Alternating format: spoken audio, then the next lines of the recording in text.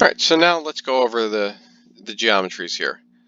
Um, and that's the main thing I'm going to be going over here. I'm not really going to spend a lot of time on the Lewis structures because, again, that's something we should be pretty comfortable with by now. Now, our first two here, chlorine and nitrogen, these should be pretty straightforward. And the reason for that is each of them is only two atoms. And so the only way that you can arrange those is that they both have to be linear. There's just no other way to have two atoms other than straight across. In part C, we have formaldehyde, and this is a Lewis structure that we've done before.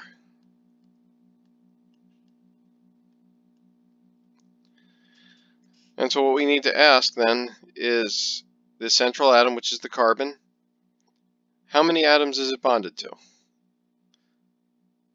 The answer is 3. Even though one of those is a double bond, that doesn't matter. How many lone pairs on the carbon? And this is why right now we definitely want to make sure we're still drawing those in. So this is for the carbon, 3 bonds, no lone pairs. Therefore, that's trigonal planar. And that's really all we have to do on each of these examples. Draw the Lewis structure. So first thing, if you don't get the Lewis structure drawn correctly, the rest of your answer is not going to really make any sense. Once you've got the Lewis structure drawn correctly, take a look at that central atom. Once you have that central atom, figure out which one is the central atom. Figure out how many atoms it's bonded to and how many lone pairs it has. And then go to your list of possibilities and see which one it is. Ammonia, again, we've done this one already in terms of the Lewis structure. And so you can see that middle nitrogen has 3 bonds, 1 lone pair. So the parent geometry here is tetrahedral, but the one that we're most concerned with is the molecular geometry. And so the molecular geometry here, trigonal pyramidal.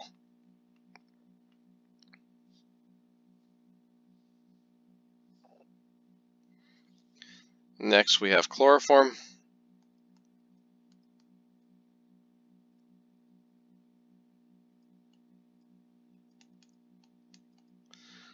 Four bonds, no lone pairs.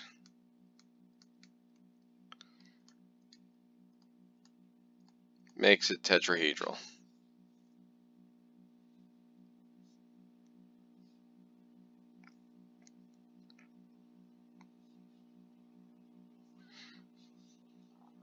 All right, what's next? We have SO2. Again, we need to start by drawing a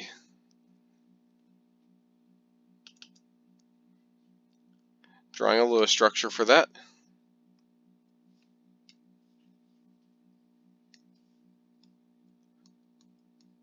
You may recall that we did this one when we were learning Lewis structures, and that it looks like that.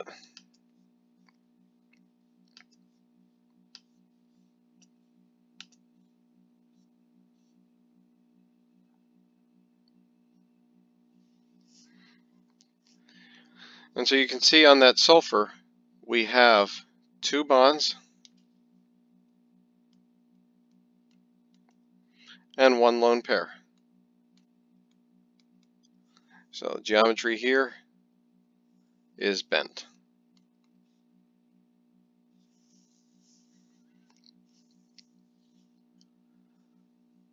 All right, this next one, ClO3, is actually missing a negative sign.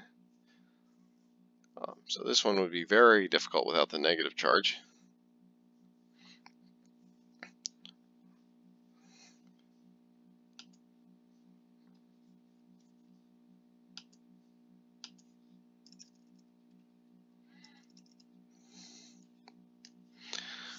But its Lewis structure is going to be a chlorine that's double bonded to 2 oxygens and single bonded to 1 oxygen that's negatively charged. Finally, there will be a lone pair left over on chlorine.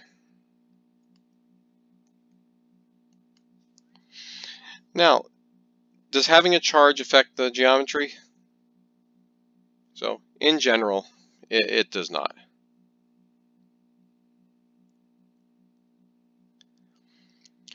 So, how many bonds do we have to the central atom chlorine? We have 3 bonds. 1 lone pair. So the parent geometry would be tetrahedral, but the molecular geometry,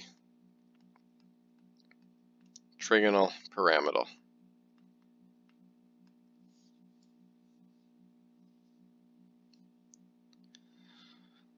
All right, XeOF2.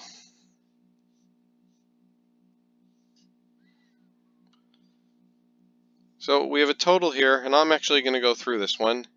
8 electrons for xenon, 6 for oxygen, and 7 for each of the fluorines. So that's a total of 28 electrons. We put xenon in the middle because we know oxygen only needs 2 bonds, and that fluorine only needs 1 bond. Now I'm going to go ahead and make that a double bond to oxygen because we know that oxygen is going to need 2 bonds. And then let's put in the lone pairs.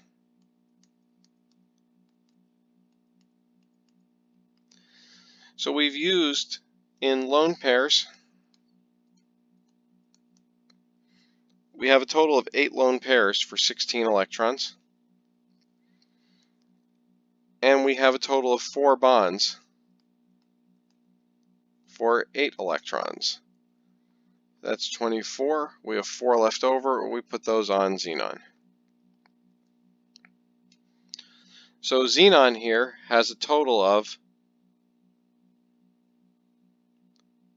3 bonds.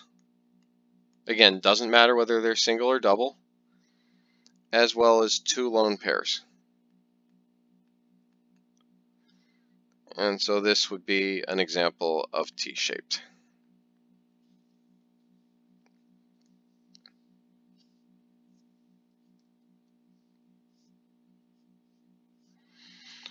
All right, our last two, we have CO2, CO3 2-, and IF4+. So these are fairly straightforward Lewis structures to draw.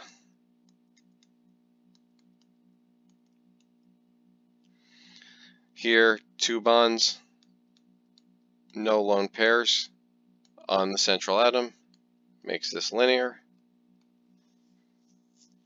CO3 2- or carbonate.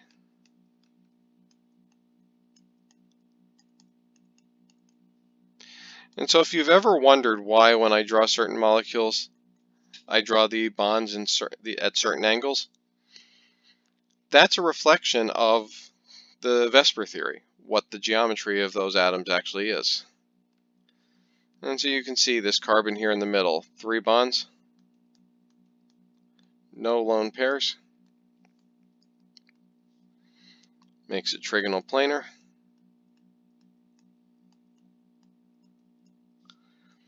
And finally, IF4+, iodine in the middle, bonded to 4 fluorines with a lone pair. That's 4 bonds, 1 lone pair. There's a positive charge on iodine. We should always draw in that formal charge. But again, that formal charge doesn't affect what the geometry is. So 4 bonds, 1 lone pair makes this seesaw.